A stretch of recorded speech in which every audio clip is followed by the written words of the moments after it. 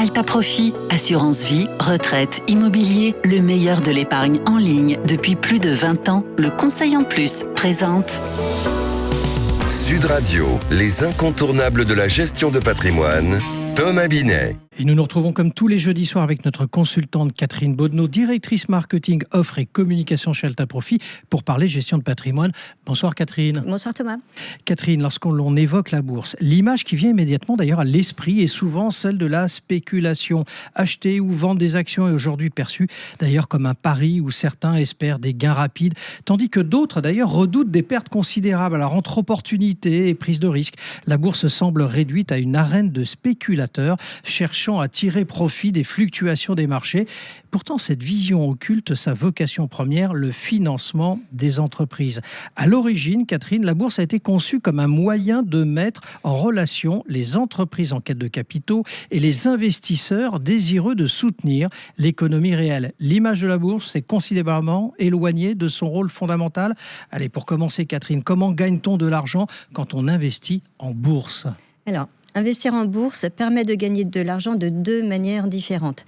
La première, c'est quand on achète une action, on va la revendre plus tard en espérant faire une plus-value. Donc on va jouer sur la variation des cours.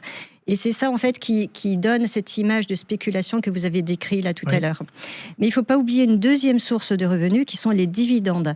Certaines entreprises versent régulièrement une partie de leurs bénéfices aux actionnaires sous forme de dividendes. Et ça, donc, ça fait un revenu régulier pour ceux qui ont investi. Et ce qu'il faut savoir, c'est que les dividendes réguliers peuvent offrir une rémunération supérieure à celle qui est liée aux variations de cours. Alors on vient de parler de dividendes, mais est-ce que toutes les entreprises en versent ? Alors non, les entreprises qui versent des dividendes, en général, sont des entreprises matures et rentables et qui cherchent en fait à récompenser les actionnaires, donc qui s'inscrivent sur du long terme. Donc on va penser à des grandes entreprises comme LVMH, Air Liquide, Engie ou les grandes banques. Ensuite, il y a des entreprises qui ne versent pas de dividendes. Ce sont notamment des entreprises en très forte croissance et qui vont réinvestir leurs bénéfices. Et là, on va surtout penser au secteur de la tech et la tech américaine en particulier. Mais faut-il réinvestir ou sécuriser ces fameuses dividendes ?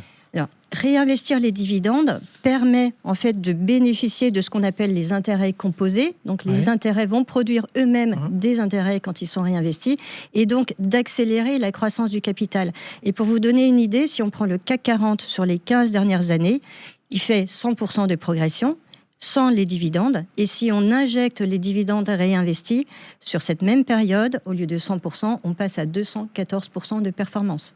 C'est très clair sur les dividendes, Catherine. Alors, les actions, quand même, sont réputées pour être volatiles. Le risque de perte en capital est important, a priori. Comment s'en prémunir ? Alors, déjà, il faut effectivement rappeler ce risque de perte en capital, parce qu'il est réel, il existe. Donc, il faut l'avoir à l'esprit. Après, pour se protéger contre ce risque, il y a deux niveaux de réponse. La première, c'est de s'inscrire sur le long terme. Et encore une fois, on est loin de l'image de spéculation que vous avez décrite au tout début. Donc, les marchés sont haussiers sur le long terme. Si on regarde les principaux indices boursiers, ils affichent une tendance positive historique. Pourquoi ? Parce qu'il y a une croissance économique et grâce à l'innovation. Et quel est le deuxième niveau de réponse par rapport à ça ?